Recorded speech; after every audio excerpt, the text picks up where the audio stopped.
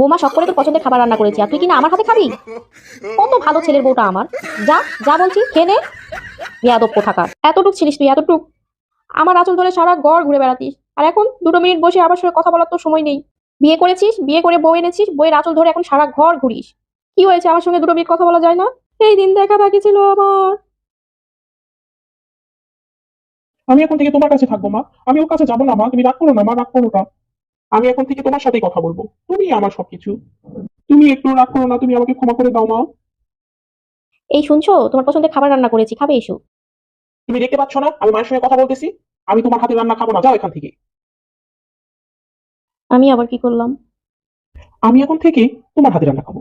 যাও মা, তুমি একটু রান্না করে এসো তোমার হাতে। আমার খুব ক্ষুধা পেয়েছে মা। আসো না, ওর হাতে কাপড় ধোয়া না একটু ভালো না। কাল থেকে তুমি কাপড় ধোবা। আর ও ঘর ঝাড়ু দিলে ঘর মুছলে না অনেক ময়লা থাকে, কাল থেকে তুমি ঘর ঝাড়ু দিবা, তুমি ঘর মুছবা, ঠিক আছে না? বৌমা শখ করে তোর পছন্দের খাবার রান্না করেছি আর তুই কিনা আমার হাতে খাবি? কত ভালো ছেলের বউটা আমার। যা যা বলছি খেয়ে নে। বেয়াদব কোথাকার।